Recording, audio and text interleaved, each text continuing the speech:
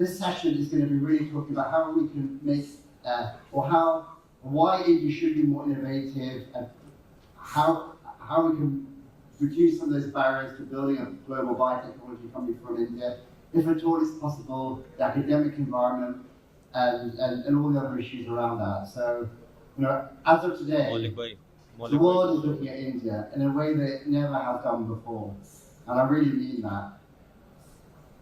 The West, America specifically, is having issues with China, as we all know. There's geopolitical tension there. As of this week, there's talk of blacklisting several very large Chinese genomics and chemistry entities and companies. They have a humongous impact on the sector in the USA. Growth is trundling along. In the UK, we have growth of 0.2% at best. Here we're growing around 8%. The world is definitely saying, how can we do more business with India? Our stock markets are like flying like never before. In the UK, it's kind of doom and gloom. It's like, oh, we're kind of living. It's turning the news is depressing. Here, there's no such thing. The energy is so much more positive. The stock markets are going through the roof, and I think they will continue to do so. So, the last few months have been back and forward to Delhi, and we've been speaking to, we're on several panels and talking around biotechnology in India. And the government seems to have really grasped this now. They've understood that life science is a very important part of how we can build an innovative and really move India forward. They've invested heavily across India. We have something like 80 incubator sites now across India. I'm sure that we're going to discuss some of those. However, I think something like 78% of the projects run within those incubators are not therapeutics. And there is a desire and a vision from some of the people within Biorac to build a more therapeutics-focused innovation ecosystem. And I don't think we've got as far as how we're going to do that, if it's at all possible. We obviously know we have all the building blocks. And so I think in this session, I've really tried to get an understanding of, with the panel that we have, of the funding landscape and the financial firepower, whether there's a will to fund drug discovery and therapeutics all the way through. Academic network, you need to start projects from somewhere, do we have to bring things in from outside, or is the quality good enough in India as of today to be able to do that? The clinical trials network, this is probably the most key part of the whole jigsaw, where we need to understand whether we can run our clinical trials globally and develop drugs, not for India, but for the world. Develop IP within India with global reach, with what the talent we have. And so that's what I would like to discuss the next, how long have I got? 45 minutes or so, 40 minutes. And we have a fantastic panel. Many of them are new to the panel today that I haven't met. I've met some of them. I haven't met everybody in the panel. But I know that we have some fantastic people who can get really great to get to grips with this subject matter. So I'm just going to ask our panelists to introduce themselves, spend a couple of minutes. Everyone knows me already, so I don't need to introduce myself. So we'll start with Rashmi in the middle. I'm going to mix it up and just... So my name is Rashmi Barbhaiya. I think the best introduction I can give you is I'm the son of this soil. I belong to Ahmedabad, but left Ahmedabad in 72. I went to England first for my doctorate and then ended up in US. Spent 21 years at Bristol Myers Squibb and was very, very fortunate to have been part of the team or led some teams which had converted some molecules into medicines that are being sold today. In 2002, by some bizarre chance of events, I had returned to India as president of R&D for vaccine. And then, in partnership with Thales, I founded my own company.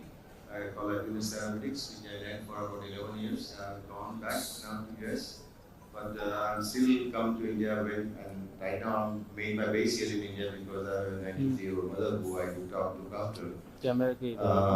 But I serve on a few boards, and my real passion is to help startup companies to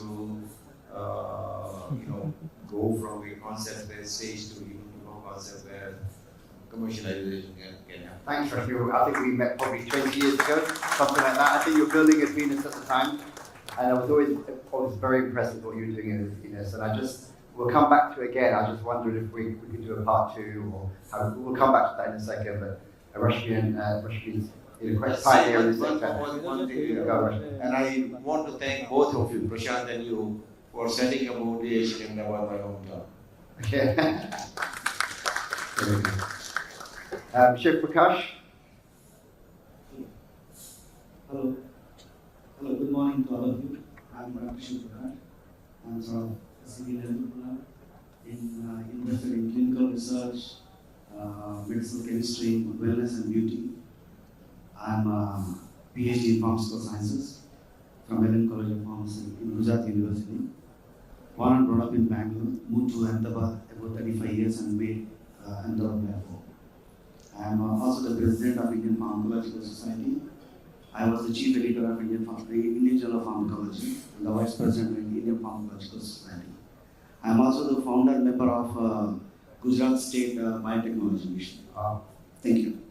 I have to say, when we were setting up here, I had a few key people that I Googled and networked through, and there was maybe 3 or 4 people, and I was using that as points as to whether we could make this our home or try to get a better understanding. Shivprakash was one of the first people that I met back then, and we had several. I met Prashant and his brother the very first day when they came to Ahmedabad to start their company. Yeah. I helped them to rent their first lab in front of Gurdwara. Yeah, I remember.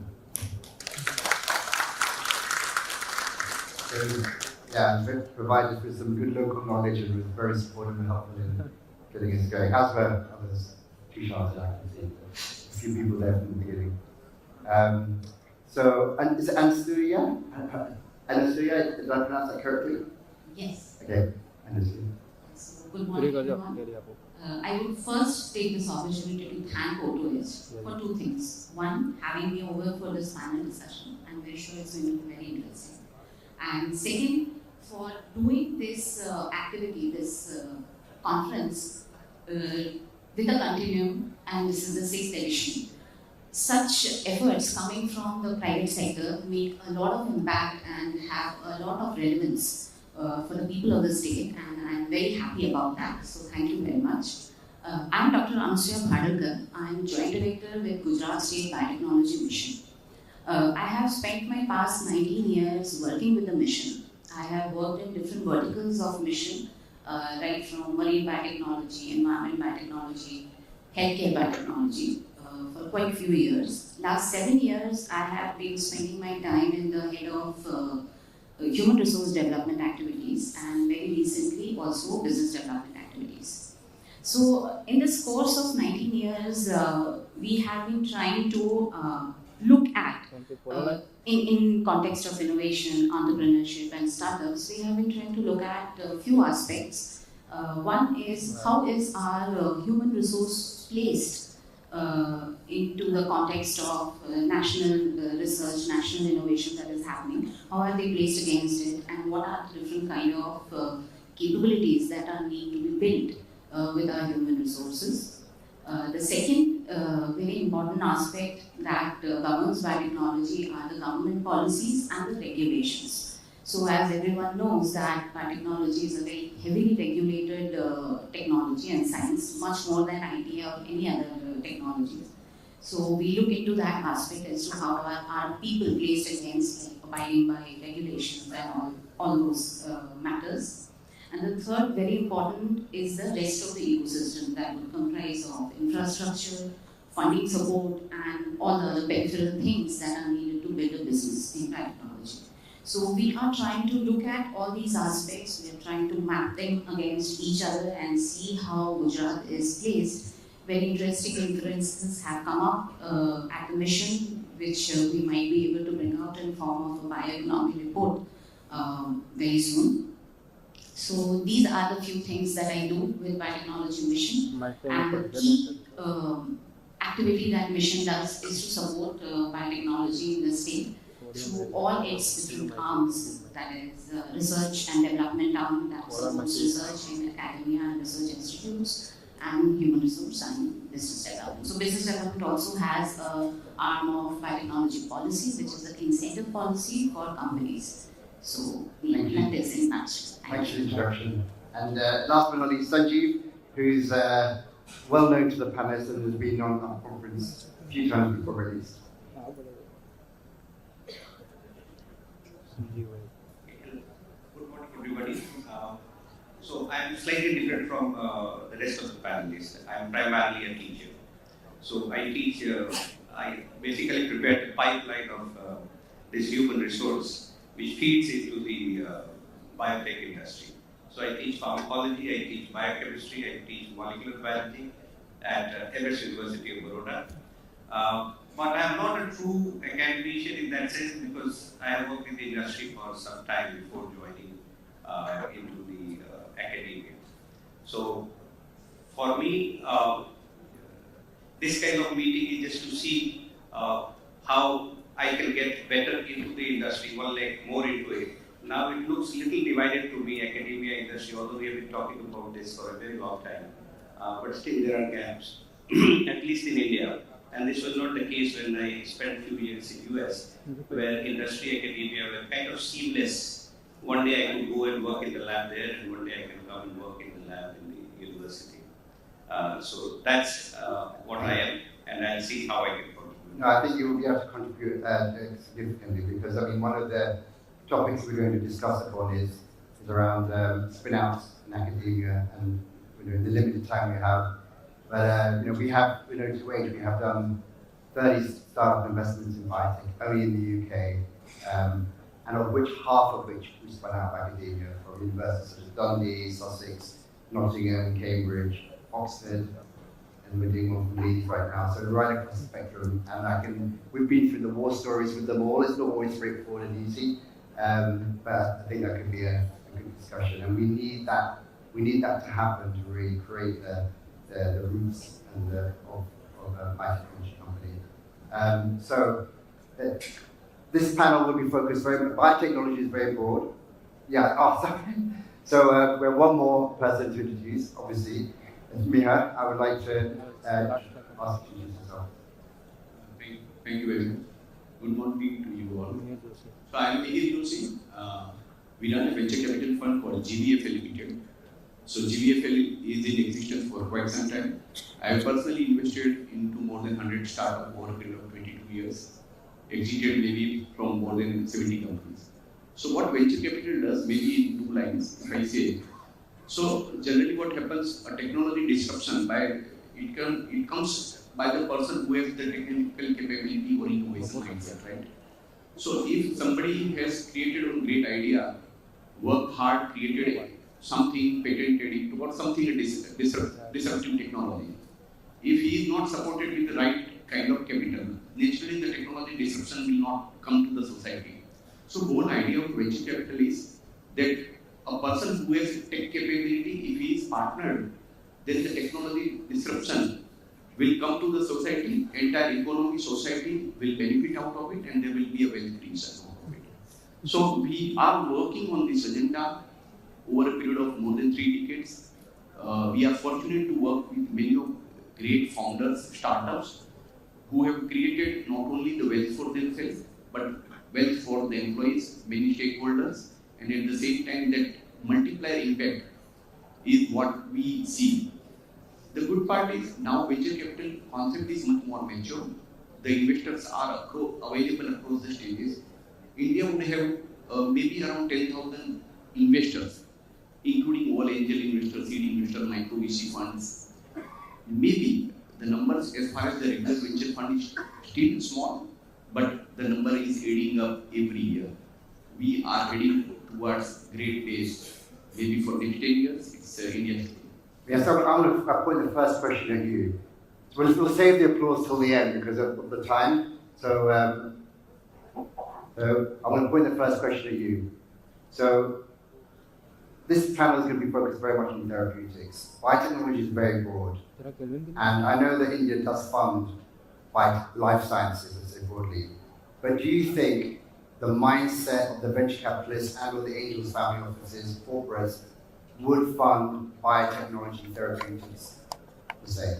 I will give you certain insight. So the point is venture capital means as far as So venture capital work on there is a value chain which is settled. So earlier, maybe 5-7 years back, we were only the venture capital investors, right? As a venture capital investor, the way we invest in, once the technology idea has reached to a level wherein the business model, revenue model is in place, we end up investing in. If that is the case, many of the biotechnology company will not classify into it. So what we did for specifically for biotechnology, we created a specific focused fund. Let us invest in something which are disruptive, but there is no business model which is visible as on date, or revenue model is much far beyond, because biotechnology is a long gestation life cycle. For other technologies, there are many investors available. So at the end of the day, every investors make investment decision is a wealth creation for themselves. Other sectors, if we talk, the technology disruption has penetrated across the sector. In other sectors, the gestation period is lower. The ability to see the company's scale. So if some investor put money today, if he can't see the company growing, forget about the return. If he can't see the company growing maybe next year, maybe 3-4 years, there is a fatigue, and hence that sector becomes untouchable. So Mihir, my specific question. I am coming to it. So if I look at a global scale, the biotechnology in USA, the people are investing in even no revenue biotechnology life sciences company, even till IPO. Means I have seen some of the companies which get into IPO without any revenue base, purely on the IT and technology. In India, we are yet to see those days. Forget about those multiple round of fund. Maybe it is beyond initial capital, it does not go beyond that. So, thank you very much. I mean, we've seen Western countries struggle to invest in biotechnology therapeutics, but because they've seen some successes and there's a value chain and ecosystem, companies go through M&A, there's a lively stock market that supports some of these companies in the US and NASDAQ. And so now people feel that they can create value from therapeutics at an early stage, and there's different points on the way that they can realize that value. And I think, the UK is kind of halfway there. There's still, not as much capital. US is all the way there, so we know that. I feel that India isn't quite there yet in terms of there are other things that they can invest into which give a near-term returns. Also, the funds aren't structured in such a way where they have a long enough life cycle to be able to get the returns into the fund. So a 10-year fund is just about enough, and even then not enough for a biotech company at 10+2. Save the answer to that question, we'll come back to you. Rashmi, you've built this kind of company and you had investment from various global players. So do you think on the financial side that in India we can invest in biotech therapeutics?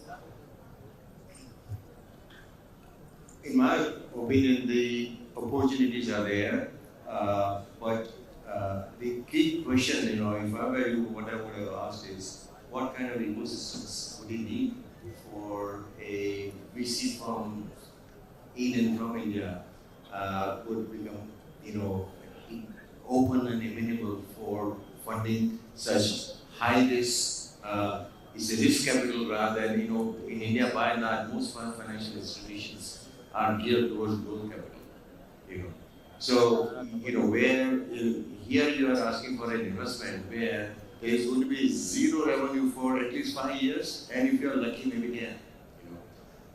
So what kind of ecosystems you need? One is to evaluate. Do you have right people to evaluate the concept, and the concept whether or not it is going to fulfill an unmet need 10 years, 15 years down the road to compete with whatever environment it is going to be there. Second is the people.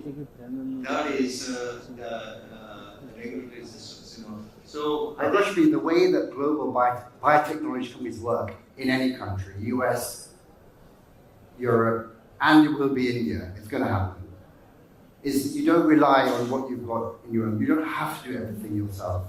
You know that.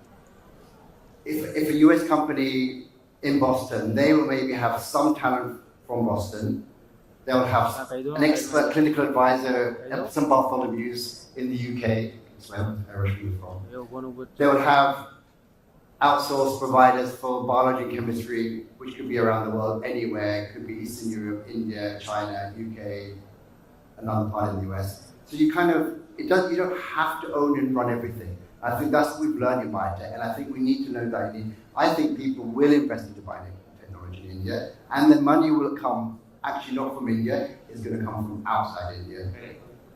So, I'm talking about the VCs from India. I don't know the ecosystem is there for them to evaluate and make an assessment whether this is the risk that they would like. I think the evaluation is key in that point. That's really good. So you brought in a sort of great question around, do we have the right ecosystem to support? And a key part of that ecosystem was 3 areas which we're going to touch upon. One's around government, academia, and clinical trials, given the panelists that we have.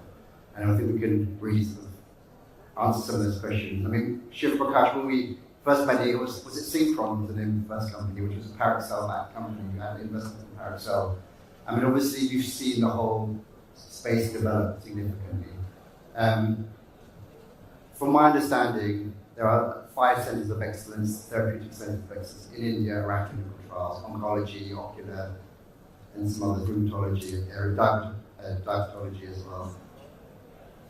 And it seems from my initial conversations that these are well-funded experts in that space. Do you feel that you will confidently run global clinical trials from India, phase 1 all the way through to market? And is the government sort of regulatory framework supportive of that? In 1998, I'm talking about. I started the first clinical research company in this country, where there were no clinical trials happening. We did not have that type of an ecosystem. We had to build some sort of a capacity in India, because everybody was talking about India, the disease patterns and things like that. So a lot of things were not there in this country. So as you know that I had to depend on some multinational companies. So that's how I first brought Cohance to this country in 2001. And then in 2004 I brought Alexa to this country. So I brought 2 countries from 2 big multinational companies to India, Cohance and Alexa. And eventually Alexa became my partner, is an $8 billion company. So they brought in a lot of technologies in terms of systems, in terms of SOPs, in terms of how to conduct clinical trials. That ecosystem has really flourished a lot, and then many multinational companies came to India. That's how more investments came into India. And in that way, I see in terms of clinical trials, we became really self-sufficient in conducting large clinical trials for biotech products, devices. For example, the first stent clinical trial was done by us for Velocity and Cypher to be introduced in India. That was an amazing feat for us to help Johnson & Johnson to introduce their stents in India for the first time in this country. So the ecosystem, you need to build ecosystem. No country would have an ecosystem what you want to do. You need to create an ecosystem. That ecosystem has to come through collaborative research as you What's the requirement, Shiv? I mean, you couldn't launch a product just running trials in India because of the population makeup. So what are the global requirements? What would we need to do to develop clinical trials for a global marketplace?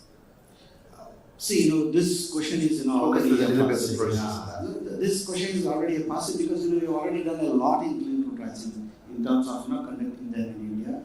We are more matured in conducting clinical trials in this country. Mostly any type of, whether it's small molecules, biotech products, medical devices, so on and so forth. So we are a very mature market in terms of clinical trials. But in terms of therapeutics, drug discovery, we are lagging behind. Okay, so it takes more time for us. What do we need? Why are we lagging behind? What is it that we need to solve? What problems do we need to work through? The problems are multifaceted. For example, you see this panel. We have an academician, we have government agency, we have a venture capitalist, and we have an amazing scientist sitting next to me. This is a combination. This combination has come together, which never happened. Academic industry interactions were just lip service in this country, which never happened. Most of the, for example, about 40% of the drug discovery programs happens in the universities in the US.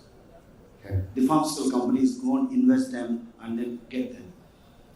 The high net worth individuals in this country and pharmaceutical companies are not very great investors in biotechnology. There's no passion in them.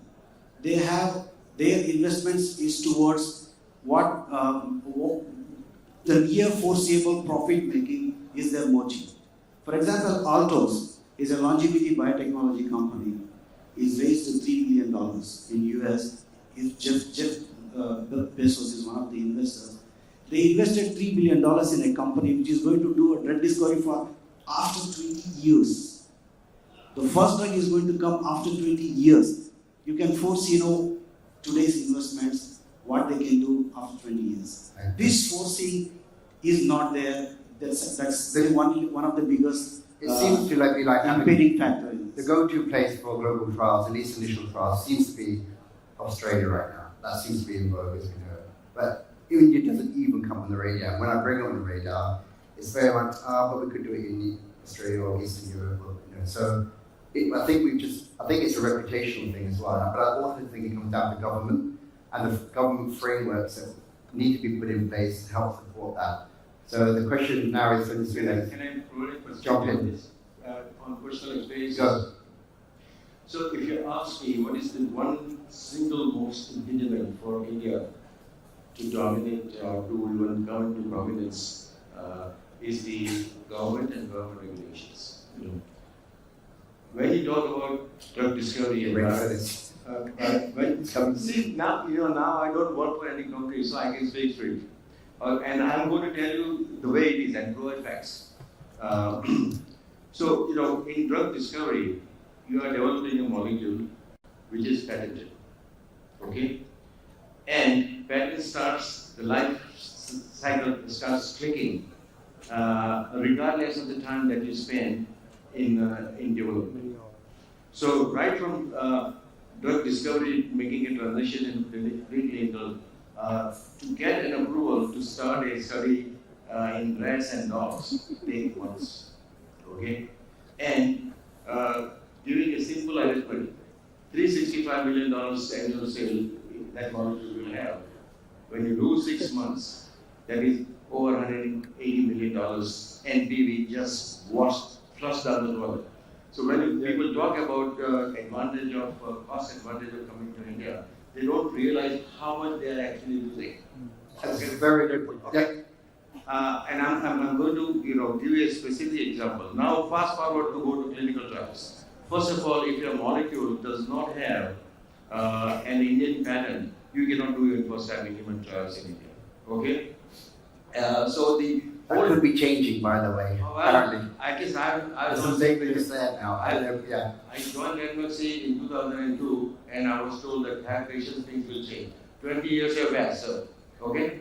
20 years your best. So whole the tendency is we can use British and Polish and Americans as the enemy. I'm dying to bring this through at this point, so I'm going to just jump a little bit. So the question is, clinical trials cost a lot of money, but compared to the scale and the size of the sales, it's quite disproportionate. So what's really important for companies when they outsource their clinical trials or run their clinical trials is about speed, efficiency, and making things get done, and protection around their IP.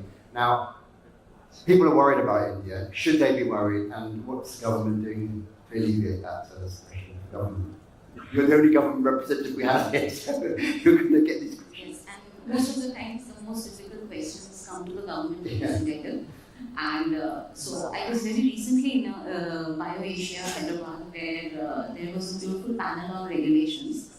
So very much like this panel, the rest of the whole panel, like Nick Jonas' family was all together, and there was one government representative right at the fag end of the panel.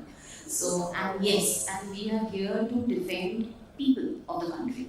I will quickly want to narrate an instance that it is a very old instance, but it was true then, it is true yet till date.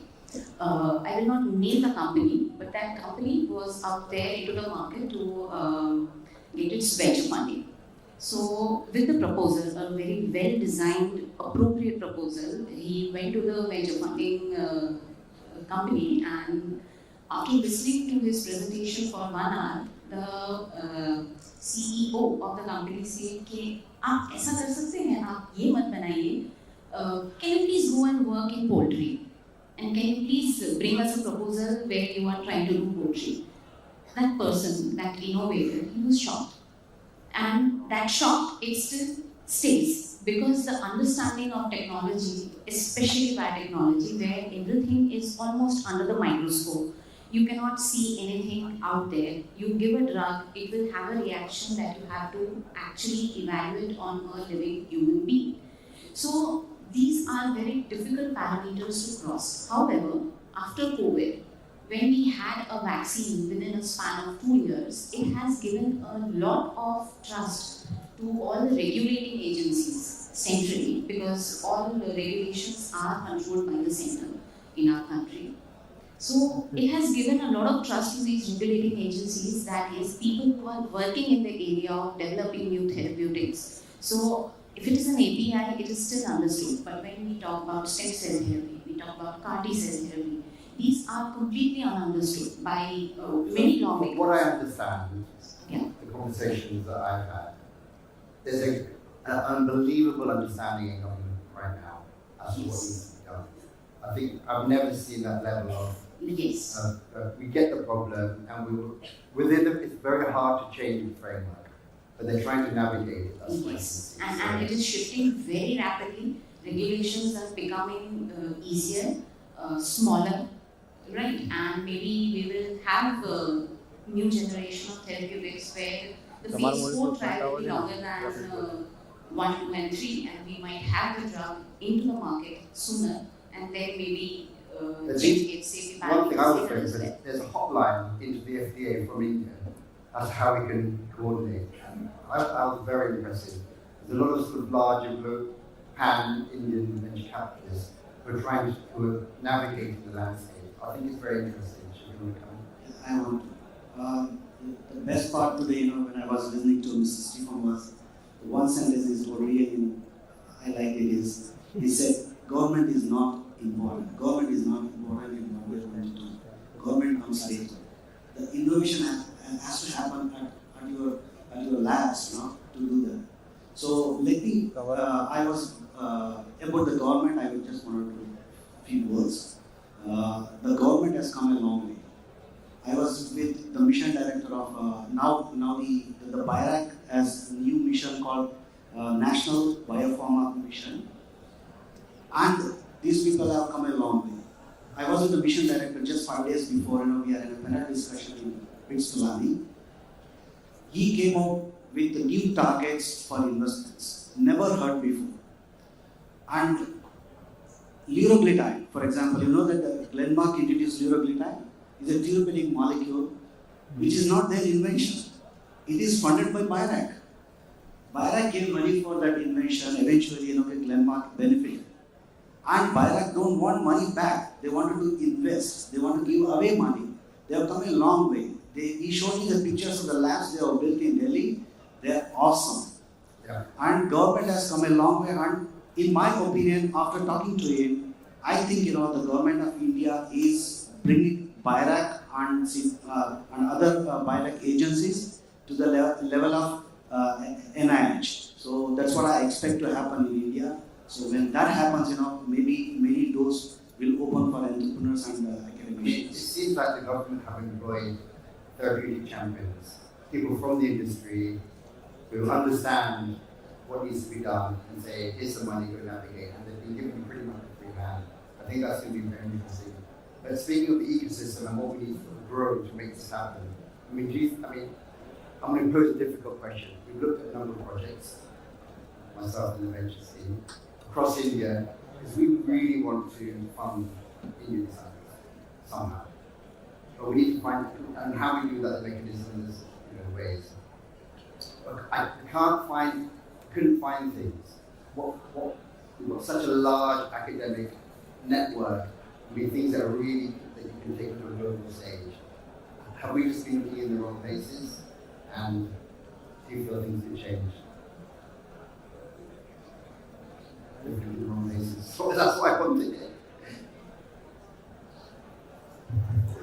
So no, definitely you're not looking at the wrong places. Academia is the place to look. There is a couple of things I want to mention very quickly. One is the input from academia into the industry or development from the academia is not that swift because leaders themselves in the academia are not inclined to put things into the market. So they are more into we publish this, we found this, and they take pride, but they are not into developing the product per se. That is number one. Number two, how do you evaluate? So this becomes very subjective, and therefore somebody who has a knack of finding the right place has to go talk and look at the passion, look at the real work behind it, and then identify. I don't think there is a. In the West, they take transfer units. We have a Yes. And they delve in, they find stuff that will bring it, and then they give them a bit of money and tell them how to manage IPs. They don't worry about publishing. We can make this. So we have these centers. So this is critically missing here. So now the government has started some what is called as bioclusters. Gayatri had exposure to that. That was also my matter. So they have these units where there are too many labs, and then there is a tech transfer center. You can collaborate with them and ask. But that is still largely missing the larger academia. So there are only clusters where you can go hunt for things and come back. But the smaller universities or even the central universities, some of them, they don't have this kind of thing. So there we'll have to kind of talk to individual people and then identify how to deal with it. Yeah, I think that layer is missing. That layer is. Yeah, probably isn't there in some of the IITs, maybe. In some of the universities that we've got IIT professors we ask that question.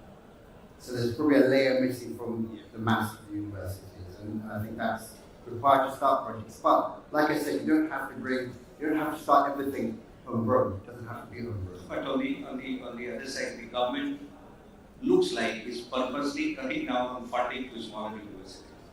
So like last year, 60% of UGC funding was cut. That's a different question. Okay, So basically, the places where you could look for 5 years down the line, they will be the only places where you should look. So I'm 50 years old now, and I don't know, I'm 50. I can't wait 5-10 years to start biotechnology companies yet. It's how we would think. So let's presume we're going to have to bring things from outside of India into India at an earlier stage, things where there's that wealth, which maybe for one reason or another is not getting the funding it needs, but it's still a very good project. There's lots of reasons strategic around why that can happen. Also, big pharma in India as to how they can collaborate and what they put those projects in. So if the panel is about building a biotechnology company. If we can bring high quality projects into Ahmedabad with esteemed advisors around the table, Mihir, would you fund it? Absolutely, we will do. There we go. Okay, we're done here now. Yeah, so that is exactly. Checkbook here now? Yeah. And I think that is, we are ready, I think, in India for this now. This is, we've got every kind of, we have everything in India to actually make this thing grow. I'm going to open up, we've only got 5 minutes left. I'm going to open up for some questions. I'm sure there are a few that, so Nilesh?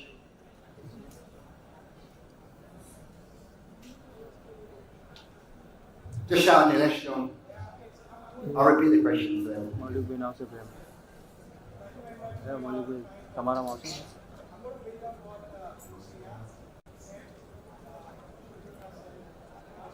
Sunil Shah, and I'm also going to take on the theme of the panel discussion. I'm just going to take your comments, convert it into questions. So how can India demonstrate genuine innovation in global biotech ecosystem amid perceptions of being fast copycats?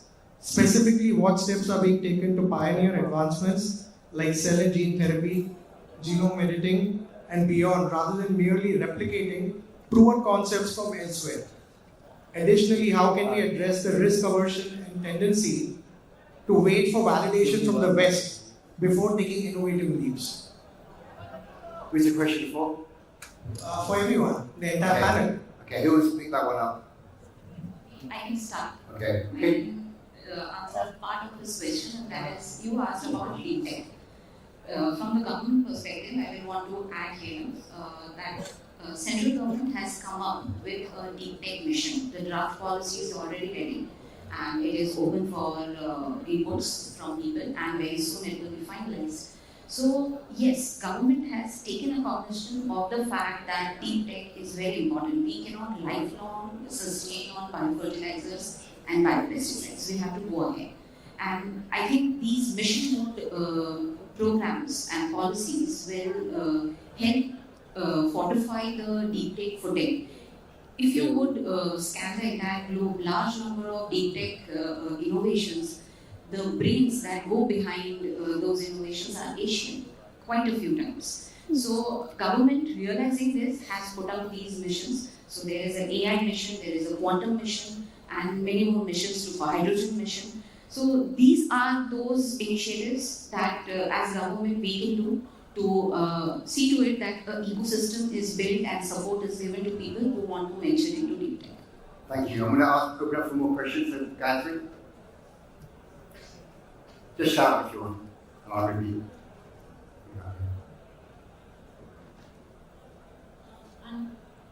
I have a question more continuing with what Rashmi had just said. You know, it takes a long time to launch a drug to the market, right? From bench to bedside. And there's a lot of patience that is involved in terms of funding. And are your milestones actually realistic in terms of your waiting period? And what is actually looked into, you know, for you to fund effectively and patiently wait for 10 years for a drug to be launched? So I think the basic question is, there's so many other ways to make money, why wait 10, 12 years? Who's still up? Are your milestones realistic? Are there a clear milestone? I think my question is more from government funding point of view. Well, I think your question is also relevant for venture funding because people are people. India is India. If we are skeptical, yes, we are as a whole population skeptical about many things, and that reflects in all the regulations and everything that we do. So yes, we need to change these regulations. We need to bring them to the global level, but also respecting the fact that the huge amount of biodiversity that we have. So you travel 2 kilometers from Ahmedabad, any side, north, east, west, and the population will change. You will really not feel that, okay, this person is also an Indian. Right, so this varsity that we have, we need to keep in our mind that our genome is also very different. Everybody would react differently to a same drug. So these aspects are also very critical when we are contemplating on any kind of therapeutic innovation. So I think these are those protective measures that government always looks at when they are framing those regulations. Rashmi? So a quick answer to what Nilesh said.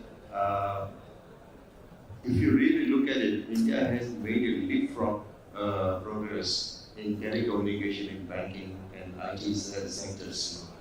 And it all depends upon our will to do the same thing here, because these are the legacies that the West, US and Europe had in terms of regulations and how to develop drug is going to walk out, whereas India has a huge opportunity because it doesn't have the past legacy, as it did not have it in IT and banking and many other things. And to her questions, and some of the things that is being said about tremendous government support, I completely agree that yes, government is putting a lot of money, and I applaud that. Okay, but in my view, there is a huge disconnect between one part of the government that is putting money and second part of the government that is not, giving approvals in a timely manner. And there's a huge disconnect. And for 20 years, getting things are going to change. I'm going to let you conclude first. So you can answer it in your conclusion because of the time. But the question that I'm going to pose, if you want to finish the answer, you can first. But the question I'm going to propose, which you should answer after, is I want to know, all the panelists can think about it while she's going first, is what's the one great thing about India and supportive what we can do here, why we can really lead the world in therapeutics, and what's the one thing we really need to improve to make it happen. So there's one great thing and one thing we need to improve upon. So Shiv, you can answer the question first and then give us a There's the same conclusion of my answer. Okay. What I said, I just wanted to go there. Because when he said, what we can do without doing any copycats. In a value chain, we have done great things, for example, vaccine manufacturing, contract manufacturing, APIs using fermentation technology, we have done great things. We have to do it. But in terms of discovery, we haven't done it. So one thing I would want to see is the most innovation should happen at national institutes like IITs and CDRI and the universities. Because the most of the great research happened in the labs of the universities, and most of the Nobel Prize winners are from the universities, not from the industry. That's where we need to put more money into universities and national institutes. So that's my take. Because I come from university, the best thing we have in India is the young talent. We have quite a bit of young students who are really good, and they are far excellent than what is actually required in industry. Said that, why are we not getting there? Our leaders are failing us. And primarily not on the basis of what policies they decide, but in terms of the example of integrity which they put forward to us, and the youngsters don't see that appropriate. That's my feeling, that it's the integrity and this notion that I can do the deep tech, that's missing. Not in the students or in the younger generation, but at the top level. Thank you. Anasuya, you're next. I would echo that one big thing that is very When it comes to your conclusion, I'm giving you the last word. Just wait. But you're going to have the last word. One good thing and one thing that needs improvement. Right. So one good thing that has happened, very recently it has happened, the National Research Foundation, which is newly formed, has invested properly into a company in Mumbai, which is mandated with manufacturing therapeutics, fine chemicals, and some more enzymes, which are important for global needs as well as the country's needs. So this is the perspective that has changed. Government has directly started investing in the private sector. Not through a policy arm, but a direct investment in form of a loan or in form of a debt. So this is something that is happening for the first time. We have not seen it earlier. So this is one good thing. And for the improvement that is needed. So I will cite a small example here. Very recently, our country has completed the Genome India project, almost semi-completed it. Now we are sitting on a pile of very important data, and we can use it for very many things. But what is missing, if we make this data public, it is going to have repercussions into insurances and all the other things. For this, a country like USA has already an act in place which actually stops from interpreting genomic data for all these life insurance purposes. So now such regulations that are very important so that we can use the existing data and build on it and work on it. It's a very good point, and in fact the West is grappling with exactly the same thing, that now we have. Yeah, so we need to also tread that path. I think you probably know this. So on the finance side, or what do you think needs to improve before you can throw your money out? What do you think is already done very well? No, so one good thing which worked fortunately for us is, though we invest in across the sector, biotechnology fortunately made money for us. Despite we invested in a couple of new drug discovery, thinking that we will change the world, it did not work because beyond the preclinical it did not go anywhere.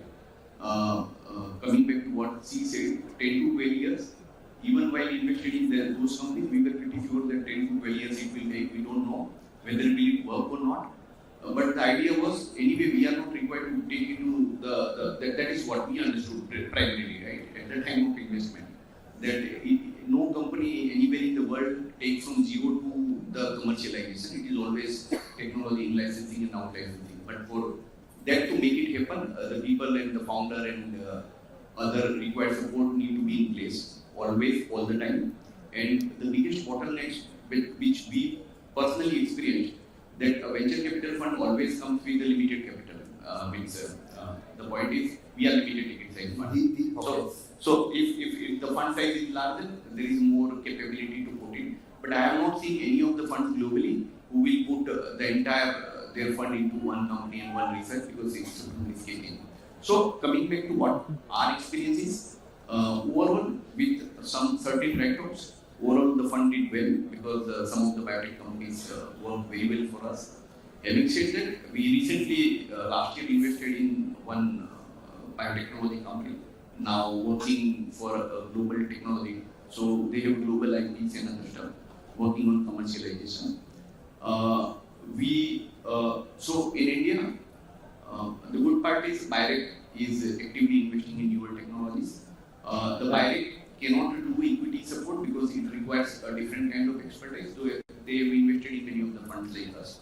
So what essentially is that any new technology, if it comes and starts showing some color, maybe any of these funds can pick and make further investment.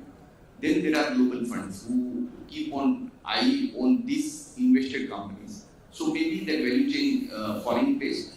Just give an example. Last year we invested in one company called Zero Cow Factory. It's a alternative protein, A2 beta casein. They filed global patent, developed the proof of concept and the pilot. We invested money, it's a small capital, but within 3 months we received the interest from Singapore, Spain, USA and Australia. We did 5 times what we planned. So instead of maybe 8 to 10 crores, we ended up raising maybe 32 crores. And then we told to many of the investors, aggregating 100 crores, to wait for the next round, next series round to happen. So coming back to the point is, he was a local entrepreneur. Nobody noticed him till the time we invested in. The moment we invested in, it came into a limelight, the news, other people started chasing him. The moment they realized that there is something great, path-breaking. So that is how it works. Thank you for that answer. Rashmi, last word to you. I'll be very quick. I think what is going for India is the young talent, as he said. This is the future of India. And I work here and have interacted with them, and hats off to them. The ability that they have to find out-of-the-box solution is second to none in the world. So that's what's going for India. I think the challenges that I see is the mindset and ability to take risk. The fear of failures. Since I think our culture is such that failure is a taboo, and the game that we play, failure is going to be a norm, and somehow we have to come out of that, aspect of fearing from failures. And the last but not the least is we as an Indians are fantastic solo players, but not that great team players, And the classical example I can give you is we used to have Tendulkars and Kobles at one stage, but we are not winning. It's only the Rohit Shah's team that plays as a team. Is especially winning, biotech. The line of work that we are in is such a teamwork that unless we respect each other and know that we depend on each other for a success, the success will not come. Very wise words. Wise words from all the panelists. So I think we'd like to appreciate the panelists in the usual way. Thank you very much. Appreciate all your time. Sorry we ran over. There was such an interesting set of group of answers, and it's very unique, sort of a once in a lifetime opportunity to get such different skill sets on a panel. So apologies for running over, but I think it was a great contribution by you all. Thank